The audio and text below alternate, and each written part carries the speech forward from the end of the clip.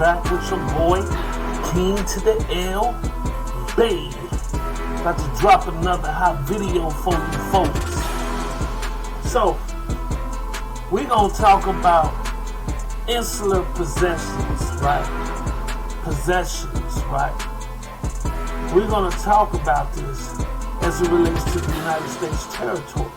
Insular possessions of the United States are defined as American territories outside the custom territory of the United States and include the U.S. Virgin Islands, Guam, American Samoa, Wake Islands, Midway Islands, and Johnston Atoll. So let's further ado, let's look at insular possessions as it relates to territory. According to 31 CFR 103.11, Money and Finances Treasury, subtitled Regulations relating to Money and Finance, Chapter 1, Monetary Office, Department of Treasury, Part 103, Finance, Record Keeping and Reporting of Currency and Foreign Transactions, Subpart A. Definitions: territories and insular possession include the Commonwealth of Puerto Rico, the United States, Virgin Islands, Guam, the Commonwealth of the North Mariana Islands, and all other territories and possessions of the United States, other than the Indian lands and the District of Columbia. So, what are they talking about? All these territories. All of this stuff is done through treaty and contract law. So you got to understand, when we talking about the affairs of the United States, they talking about their property. They talking about U.S. property, family. You feel me? They talking about U.S. property. I want y'all to understand they talking about property. So the Social Security number was an assignment, it's property. So let's go to territoriality property, right? Principle, right? Let's go here. Territoriality principle tax. I told you about it. It's all about the principle. So we talking about the territoriality principle, right? What is they talking about that? They talking about the territory. They talking about the treaty. They talking about the contract itself, dealing with the property, relations to the property. It's all specified in the contract or treaty. So let's look at this. Okay, legal definition of territoriality principle is the term used to connote the principle of levying tax only within the territorial jurisdiction of a sovereign tax authority or country, which is adopted by some countries.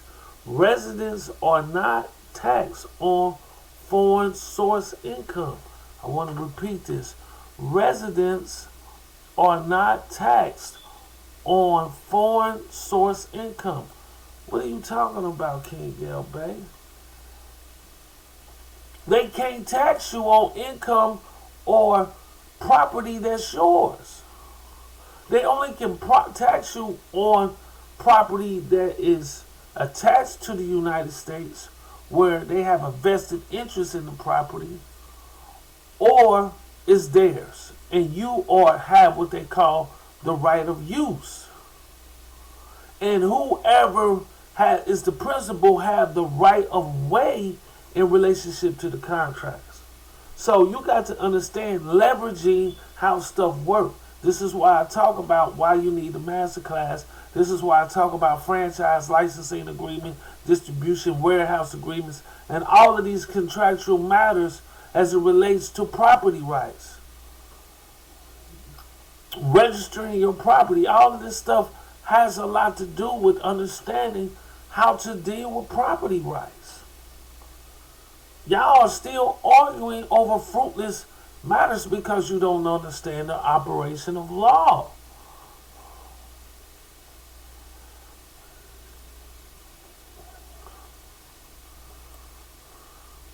Let's go to property rights legal definition.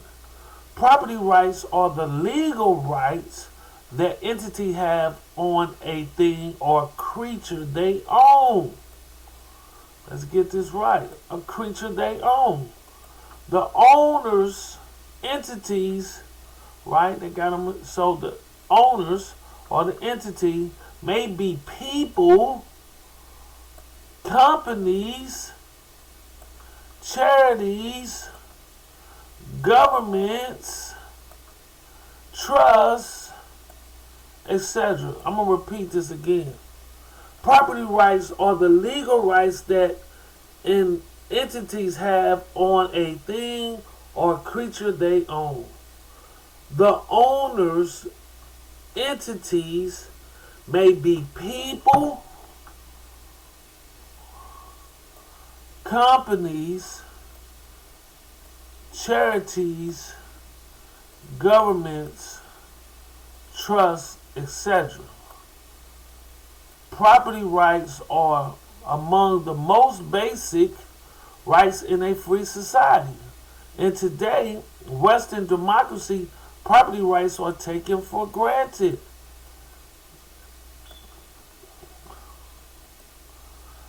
No, it's mine. I caught it first. Right?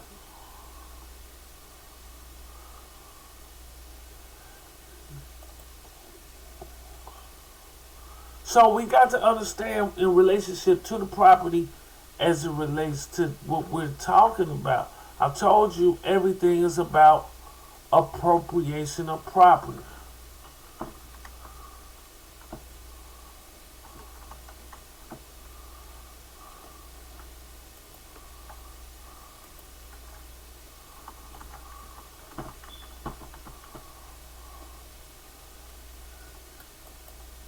So, let's go here.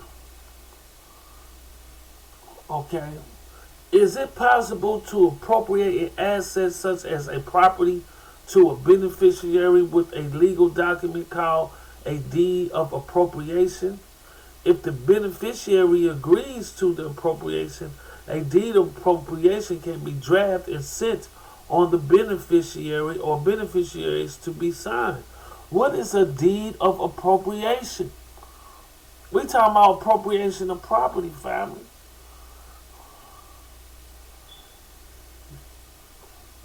Hold on, let's go in here.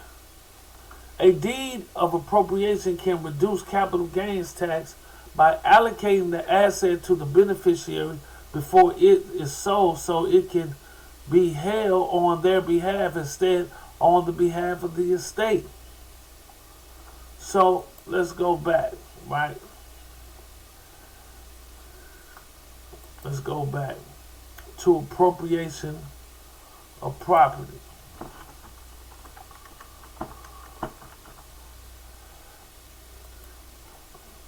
Appropriation of property.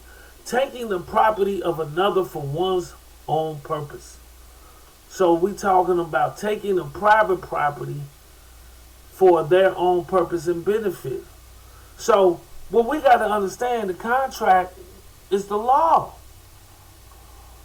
I've been telling y'all this for the longest, family. Y'all don't want to see it. Y'all want to keep talking about the legal. I just did a stream on. I just did a stream on property. I just did a stream on that property. Legal name, right? Versus other names, fictitious names, right? I just did one. Appropriation of property can include a legal taking of property, such as taking real property for a new highway through eminent domain, or illegal taking of property. So you got to understand, property got to be appropriated. What do you mean, Keng El Bey? The creator of the property, if he don't know how to reserve his rights, he can revoke or release his rights to another, and they can make claim on it. Right? So we're going to talk about abandonment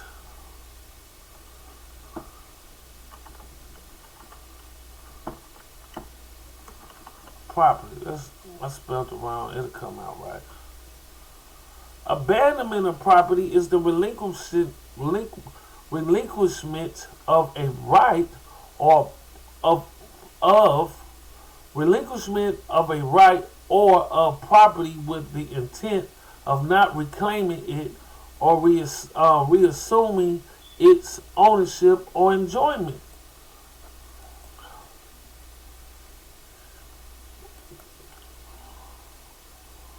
Right? Under some jurisdictions, except in the case of perfect legal title to a corporal hereditament, every right of interest in title to or ownership of property may be lost by abandonment, and this rule applies to mining rights and privileges.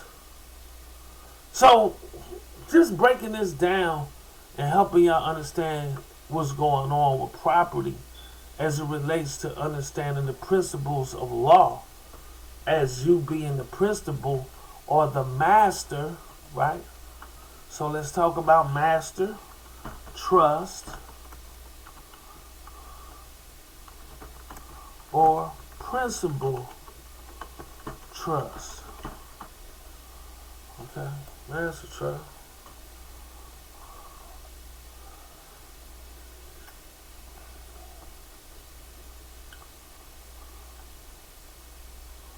Let me go back. Let me take this out. Master trust.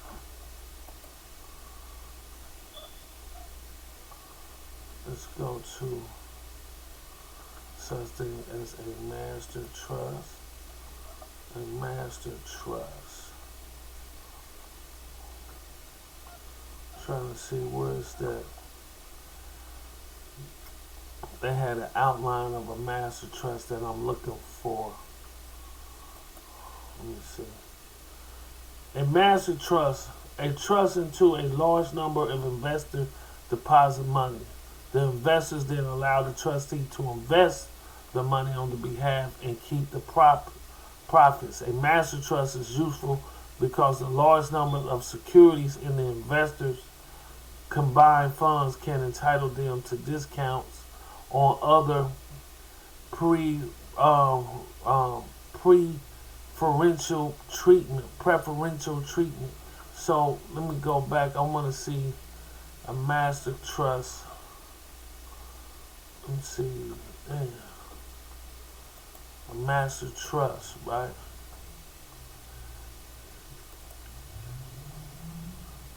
Master fund. So they show you onshore account, and then they show you an offshore account, LTD, right? Then they show you U.S. investors and non-U.S. investors, right? As it relates to this master trust, right? This master trust fund, right? Y'all got to understand this. It's like y'all get caught up into words and understanding. Once you understand the operations of law, man, it's all changed. You have a different perspective. You're not guessing. You're not playing this game. Once you understand the psychology, you know, the philosophy and the ideology of what's going on, you begin to align yourself to the proper alignment so that you can properly understand and to assess what's going on to get a remedy. And then you won't allow people to double talk you or try to control the environment because you have a right to be heard.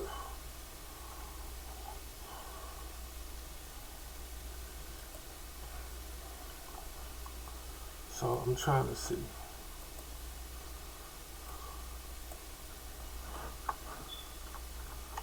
Principle.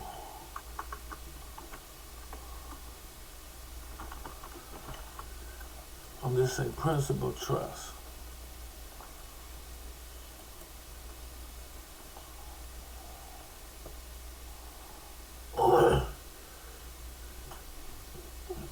It says, as defined as the American Bar Association, principal is the property placed into a trust to benefit beneficiaries. Hold on. Principal is the property placed into a trust, right? Either by producing income or through other means.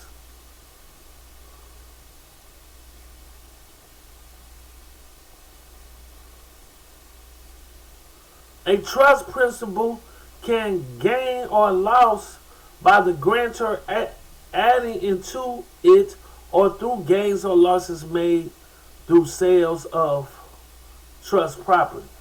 So you got to understand pass-through entity.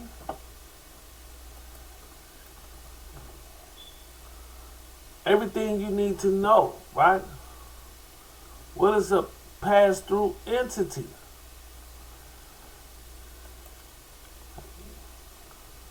A business entity such as a sole proprietorship, partnership, or S-corp whose income is taxed as the owner's personal income at the individual rate rather than a business income for federal income taxes. So you have to understand the logic in all of these different entities as you define what they are, right? Because they're going to tell you what you need to do. Once you understand the operation of law, and you create a system based upon your own operation and how it should work and how the property, right, whoever in custody of it, then a lot of things can be determined, right?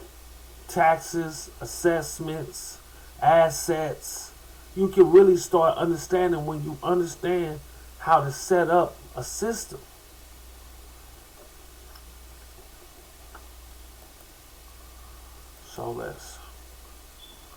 So when we talk about insular possessions of the United States, you got to understand as it relates to property rights. Like I said, everything is about property. Property or rights it says property rights are the legal rights that entity have on a thing or creature they own.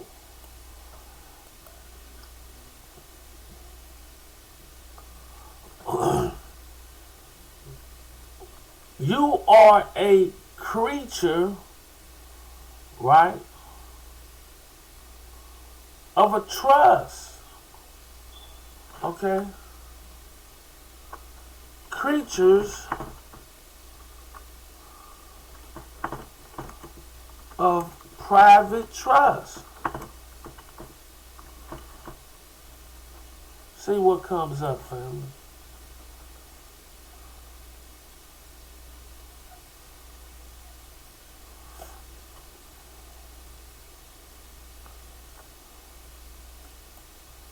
See, they don't come up with wealthy families, create private trust companies for privacy protection and tax savings and control, right?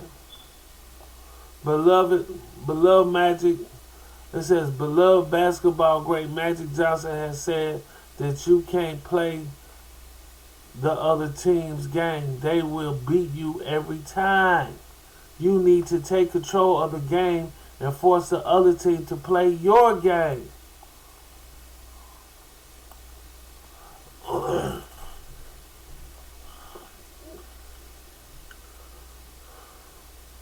What is that logic in what I'm saying? When we talking about creatures of private trust, right? Creatures of a private trust, right? Things that are created from a private trust, right?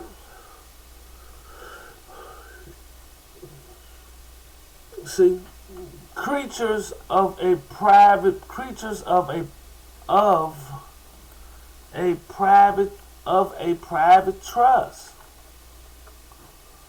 Okay, you see what comes up. Trusts are creatures of equity. Okay? This stuff.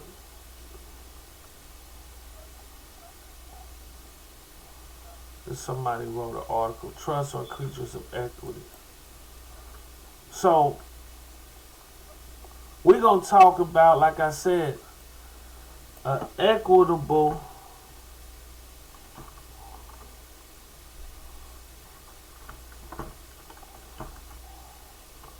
family private trust.